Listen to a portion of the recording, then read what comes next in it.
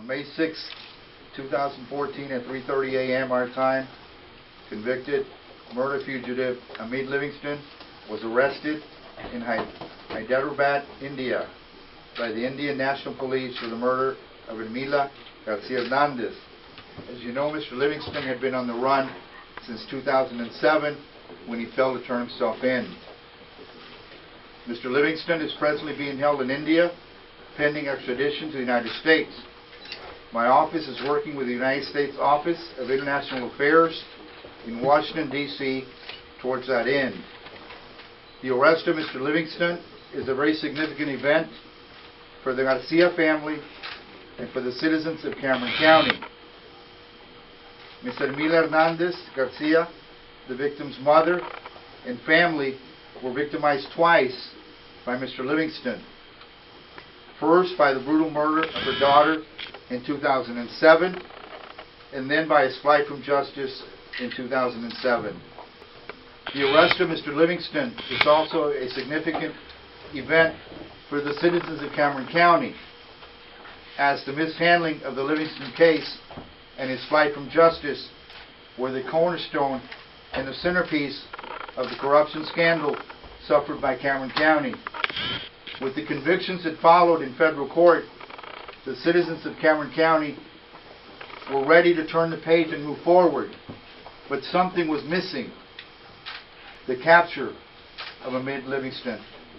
His arrest thus closes the final chapter of said corruption scandal. Primeramente, queremos dar gracias a Dios que nos está haciendo justicia. Nada regresa a mi hija. Nada va a borrar el dolor adicional que las personas corruptas nos causaron.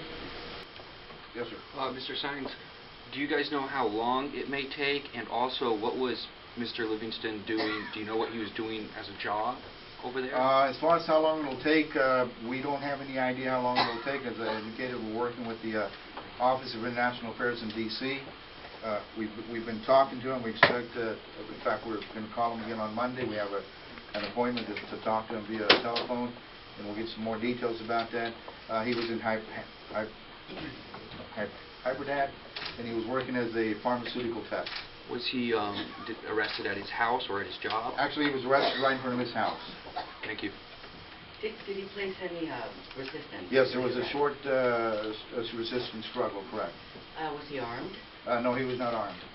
Was a weapon used on him? No weapon was used. The officers that were monitoring him for a future arrest just happened to be going by the house to monitor, to make sure that he lived there, and he happened to step out the house and they took him down.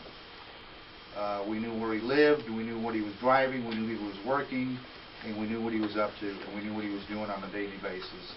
Had he changed his appearance? His appearance, as you can tell, it was changed. There's no glasses. He's emaciated a little bit, a lot thinner, lost a lot of weight. Did he say anything when he was arrested? No, sir. Mr. Saenz, why do you think that in the year and a half that you've been in office or so, you guys captured him in comparison to the administration before, where he was never found? Why so quick with your administration? I met with the mother, and from the moment that I had left her, I made up my mind that that was going to be a priority for this office, and that I was going to do everything possible within my authority and resources to capture him. I've got her picture and her daughter's picture in my office as a constant reminder to what I had to do. And I realized that as long as he was out there, this lady would not, get her peace, and the citizens were not going to be content, and I wasn't content. So that's the reason that I pushed myself to get this man in custody, because we needed it for her sake and for the sake of Cameron County. So once and for all, with him in custody, we can finally move on and turn a new page. Not to forget, obviously, because we learn from our past, and that guides us in our future. ¿Qué fue la diferencia entre Mr. Saenz y Mr. Lelo? Una gran diferencia. Él nos corrió de su oficina. Se pueden salir por donde entraron, y él ya no quiso saber nada de nosotros, ni de hacernos justicia. Es un full case, no era posible, no era su hija la asesinada, era bien doloroso.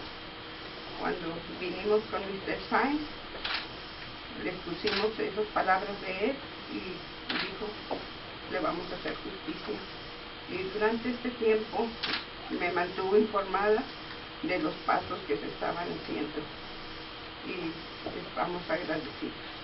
Señora, ¿cómo le afecta a su familia esta tragedia desde el inicio hasta este momento? Han pasado 7 años. Han pasado 9 años. 9 años, perdón. 9 años.